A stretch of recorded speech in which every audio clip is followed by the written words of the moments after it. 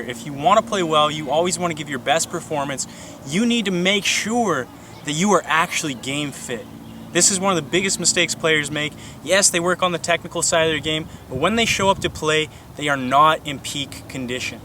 Okay, so do not waste your potential. Make this a main priority. Get yourself fit for every game that you play. So we're going to talk about how to get fit. Now, there are a bunch of different areas of your fitness that you need to focus on. Flexibility, mobility, agility, speed, acceleration, strength and power, endurance. Okay, so you're going to be working on all of these, and you need to make sure that you are focusing on all of them and not just one. Now, the key to improving all of these areas include a few simple concepts. Now, the first thing is intensity. Okay, you are not going to get fit without hard work. So you cannot go for a light jog every day and expect to be fit. It doesn't work like that. When you're on the soccer field playing in a game, you're not jogging, you're not taking it casually. Okay, it's intense, you're sprinting, you're changing direction, you're recovering, you're getting up for headers, you're going into slide tackles. Okay, it's a bit different than going for a light jog. So if you want to train to play well on the field, you got to train specifically for what your body's going to go through. Now, the key to improving all of these areas of your fitness is one, the intensity. Okay, if you are doing sprints, but you're not pushing yourself to your limit, you're not going to get faster.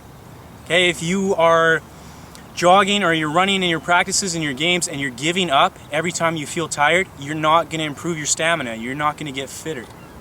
So what I want you to think about first is that exhaustion point. Whenever you're doing a sprint or you're doing strength exercises or you're going for a run and you feel like giving up, that moment right there is when you're going to earn your fitness. So if instead of giving up when it gets tough, you decide to push through, believe me, that's when you'll get fit. If you can do that every day or at least a couple days a week, you're really going to see huge improvements in your fitness. Okay, so number one, intensity. Push through that exhaustion point. Number two, consistency. I can't just do sprints once a week and expect to be faster. Yes, it will help a bit, but not as much as it potentially could. You want to be doing everything at least 3 times a week. Now, I want to break down a couple different areas of your fitness. The first one is flexibility and mobility. Now, this is one of the most overlooked areas of any player's fitness because who really wants to stretch, okay? But I don't want you to be an average player. I want you to be an exceptional player. So start taking care of your body. The same goes for your flexibility. When you're doing your stretches, if you want to increase your flexibility, you have to push the flexibility. You have to go deeper. So if I'm trying to do stretches and I'm just going like this every time, I'm not really pushing my flexibility. I'm not going to increase it.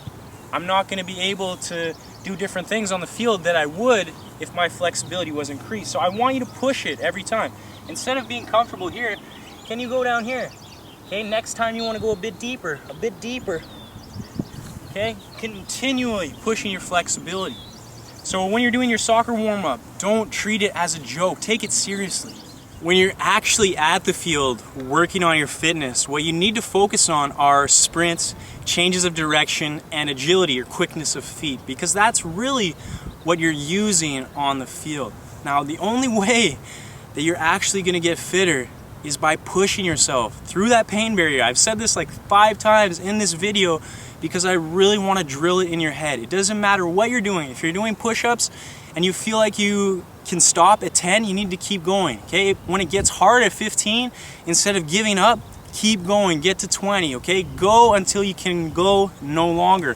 When you're doing your sprints, instead of doing what you normally do, can you actually push yourself physically and mentally to a new speed, okay? Pump your arms harder, drive your legs harder, move your feet quicker, okay? The only way that you're going to improve is by actually pushing yourself through that barrier every time you do a drill.